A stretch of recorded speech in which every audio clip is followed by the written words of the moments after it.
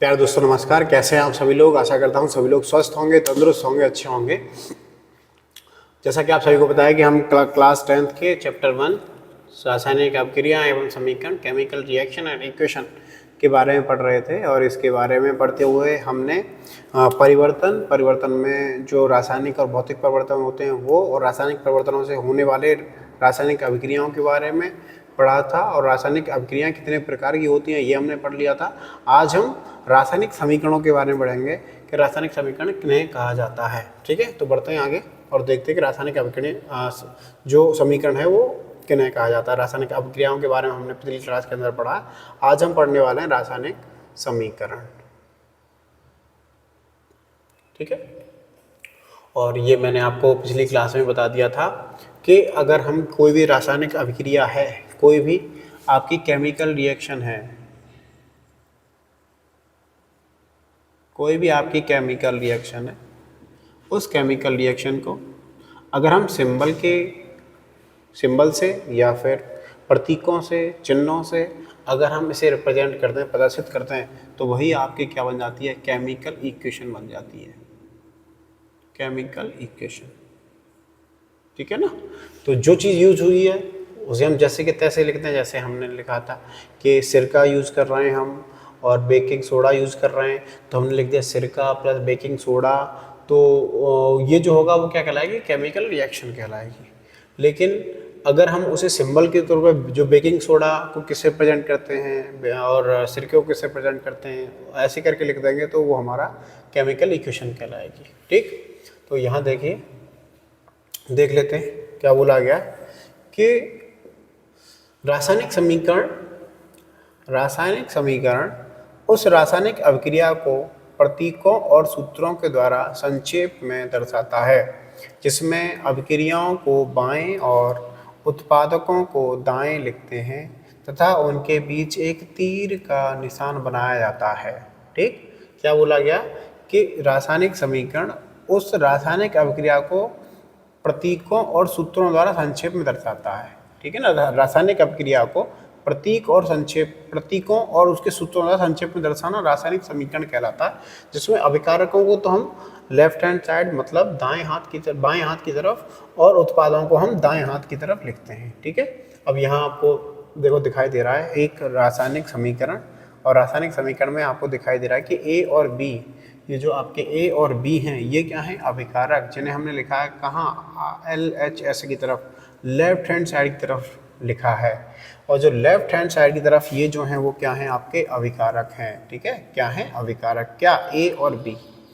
ए और बी, कोई पूछे ए और बी क्या है रासायनिक समीकरण में, तो ए और बी अभिकारक हैं जो कि लेफ्ट हैंड साइड की तरफ लिखे गए हैं। यहाँ भी लिखा है कि ए और बी अभिकारक हैं।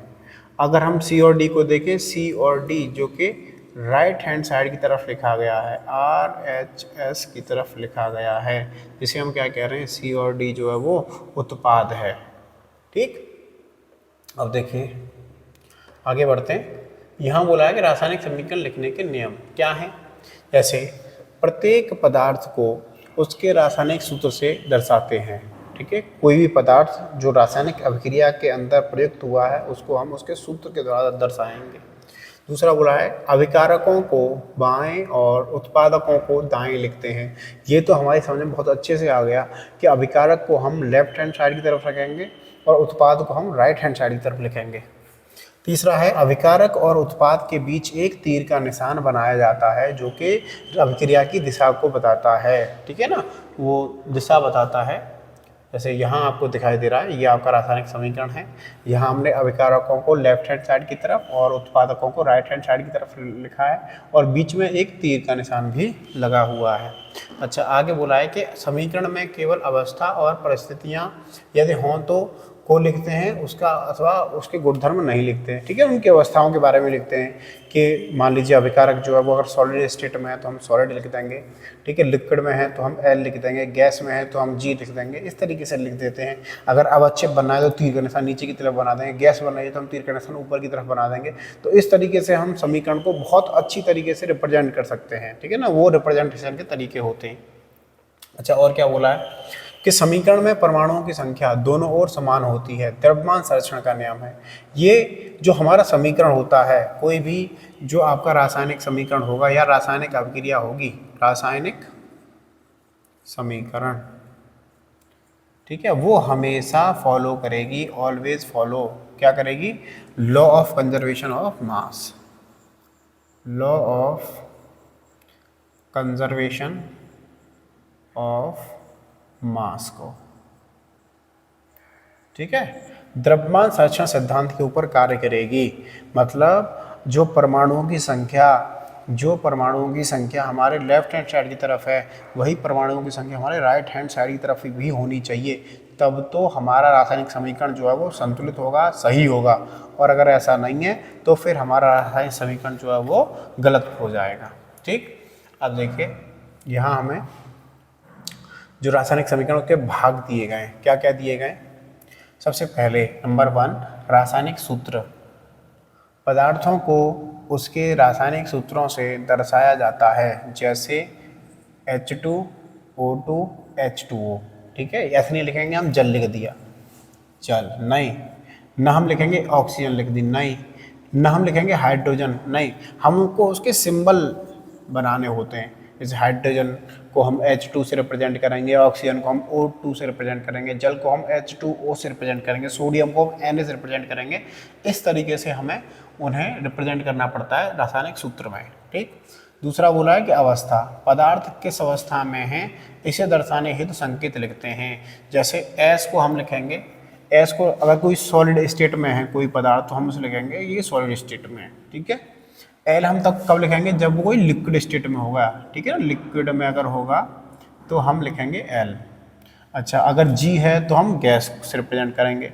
अगर किसी भी चीज़ का जलीय विलयन है, ठीक है, तो हम उसे एक्वेरियस सॉल्यूशन AQ से रिप्रेजेंट करेंगे। जैसे यहाँ आपको दिखाई दे रहा है कि NaCl दिया हुआ है, नमक जो कि सॉलिड स्टेट में है तो हम उसे NaCl लिख रहे हैं। H2O लिक्विड में है तो हमने L लिख दिया है, O2 गैस है तो हम G लिख दिया है, और HCl का जलीय विलयन है तो हमने उसे एक्वेरियस सॉल्यूशन के तौर पर लिख दिया है। दूसरा है कॉफिशिएंट, क्या, सूत्रों के सामने लिखी संख्याएं जो अभिक्रियाओं में ग्रहण किए गए परमाणुओं अणुओं की संख्या दर्शाती है। जैसे यहाँ पे H2 के सामने 2 लिखा हुआ है तो 2 क्या है, इसका कॉफिशिएंट है, गुणांक है, किसका, H2, जो H2 अणु है उसका गुणांक क्या है, 2। ठीक है, अब यहाँ O2 आपको दिखाई दे रहा है, उसके बाद में H2O जल के कितने अणु हैं, 2 अणु हैं, ठीक है ना, जल के 2 अणु हैं। ठीक, तो ये आपको इस तरीके से गुणांक जो है वो भी रिप्रेजेंट करने पड़ते हैं। आगे है परिस्थितियाँ क्या है, अभिक्रियाओं के लिए आवश्यक परिस्थितियाँ जैसे ताप, दाब, उत्प्रेरक आदि उस के ऊपर लिखनी पड़ती है, प्रदर्शित करना पड़ता है। और ये हम कहाँ प्रदर्शित करते हैं, ये हम तीर के निशान के ऊपर रिप्रेजेंट करते हैं। ठीक है ना, अगर यहाँ ऐसा दिखाई देगा कि हमें ज़रूरत है ताप, दाब, उत्प्रेरक आदि की, तो हम यहाँ लिख देंगे ताप के बारे में या फिर दाब के बारे में, या फिर कोई अगर उत्प्रेरक यूज हो रहा है तो उस उत्प्रेरक के बारे में, ठीक है ना, यहाँ लिख देंगे। ठीक है, ताप, दाब, उत्प्रेरक आदि के बारे में हम यहाँ प्रदर्शित करते हैं तीर के निशान के ऊपर या फिर नीचे। ठीक, अच्छा, यहाँ देखिए कुछ रासायनिक समीकरण के उदाहरण आपको दिए गए और किस तरीके से हमने उन्हें रिप्रेजेंट किया है। जैसे यहाँ मैग्नीशियम का जलना, पिछली क्लास में हमने देखा था कि मैग्नीशियम रिबन को जब हम जलाते हैं तो वो मैग्नीशियम ऑक्साइड बना देता है। तो यहाँ आप देख सकते हो कि 2Mg की बाद में S लगाया गया है, मतलब ये बता रहा है कि मैग्नीशियम का जो तार है वो सॉलिड स्टेट के अंदर है। और यहाँ क्या है, ऑक्सीजन जो कि गैसीय स्टेट में है, ठीक है ना, गैसीय अवस्था में, और ये उत्पन्न कर रहा है क्या, 2MgO, ये बना रहा है क्या, 2MgO मैग्नीशियम ऑक्साइड। तो ये क्या था, सॉलिड स्टेट है, ये भी कैसी स्टेट है, सॉलिड। तो ये हमारा जो रासायनिक समीकरण है वो बहुत ही अच्छी तरीके से रिप्रेजेंट किया गया है। ठीक है ना, इसके अंदर कोई भी कमी नहीं है, सारी जानकारियाँ हमें मिल रही हैं। तो रासायनिक जब समीकरण को हम समस्त जानकारियों के साथ लिखते हैं तो वह एक सही और सटीक रासायनिक समीकरण कहलाता है। ठीक, अब यहाँ देखिए जल का निर्माण कैसा हुआ, 2H2O, ठीक है ना, H के कितने परमाणु, H2 के कितने अणु हैं, 2, ठीक, प्लस O2, और ये बना रहे, ये कैसी स्टेट है, गैसीय स्टेट है, यह कैसी स्टेट है, ये भी गैसीय है, ये भी गैसीय है, और बना कैसी स्टेट रहे हैं, ये लिक्विड स्टेट को बना रहे हैं, ठीक है, H2O का निर्माण कर रहे हैं, ठीक। अब देखिए आगे एक और बता देता हूँ, जैसे जिंक और हाइड्रोक्लोरिक अम्ल, Zn कैसा है, सॉलिड स्टेट में है, Zn जिंक, ठीक है, प्लस 2HCl, ये कैसा स्टेट है, एक्यूरियस जलीय विलयन है, बना क्या रहा है, ZnCl2 एक्यूरियस सॉल्यूशन बना रहा है और H2 गैस बना रहा है, ठीक है। तो यहाँ आपको दिखाई दे रहा है जिंक, जब हाइड्रोक्लोरिक अम्ल के अंदर जिंक का टुकड़ा डाला गया तो हाइड्रोक्लोरिक अम्ल ठीक है, हाइड्रोक्लोरिक अम्ल के अंदर जिंक का टुकड़ा डाला गया तो ये बना रहा है जिंक क्लोराइड और हाइड्रोजन गैस, ठीक है, और कलर भी इसका क्या हो रहा है, चेंज हो रहा है। तो हमने आपको बताया था कि रासायनिक जब भी अभिक्रिया होगी तो उसका कलर जो है वो क्या हो जाएगा, चेंज हो जाएगा।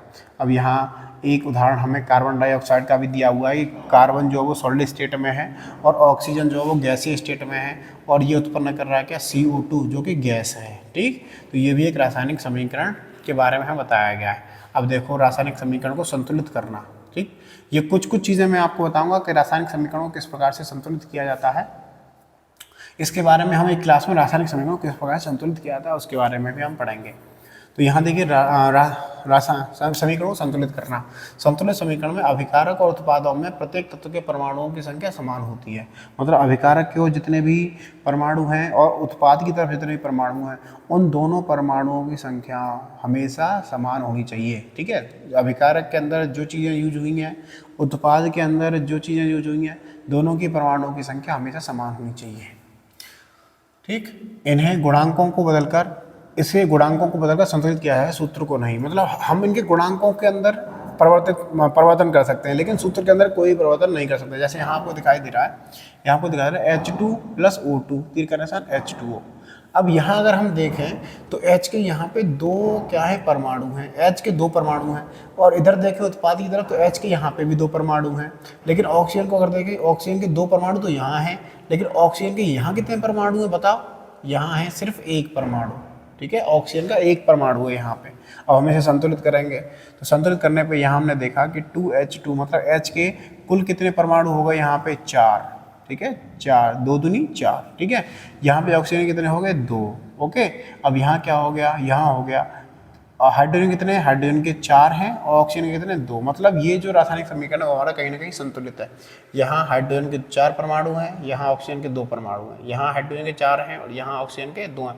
तो इसका मतलब ये हो गया कि ये रासायनिक समीकरण जो है वो हमारा संतुलित है, ठीक। अब देखो रासायनिक क्या है, रासायनिक समीकरण का महत्व क्या है कि यह रासायनिक अभिक्रियाओं को सरल और संक्षिप्त रूप में दर्शाते हैं। सरल और संक्षिप्त रूप में दर्शाने के लिए हमें रासायनिक समीकरणों का आवश्यकता होती है।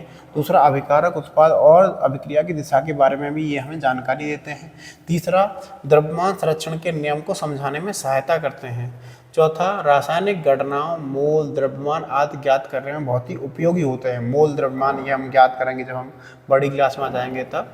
और प्रयोगशाला तथा उद्योगों में अभिक्रियाओं को समझने और नियंत्रित करने के लिए ये हमें ज़रूरी रहते हैं।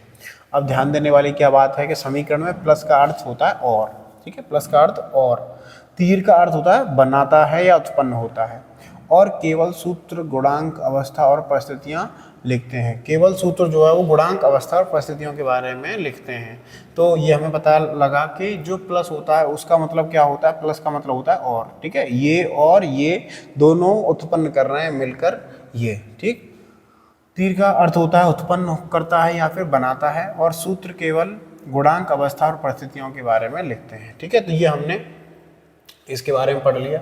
अब हम अगली कक्षा में उत्पादक, अभिकारक और उत्पाद के बारे में पढ़ाएंगे, ठीक है। अभिकारक और उत्पाद क्या होते हैं, तो मैंने अभी तक जितनी भी चीज़ें आपको पढ़ाई वो कहीं ना कहीं ज़रूरी हैं, इम्पोर्टेंट हैं, और जो भी चीज़ें आगे आएंगी वो इन्हीं से रिलेटेड होंगी। तो आपको क्या है कि इन्हें अपनी जो भी नोटबुक वगैरह उस पर लिखिए, ध्यान से पढ़िए और उन्हें याद रखिए। आगे जितनी भी चीज़ें आएंगी वो इन्हीं संबंधित होंगी और इन्हीं से संबंधित होकर आगे बढ़ेंगी।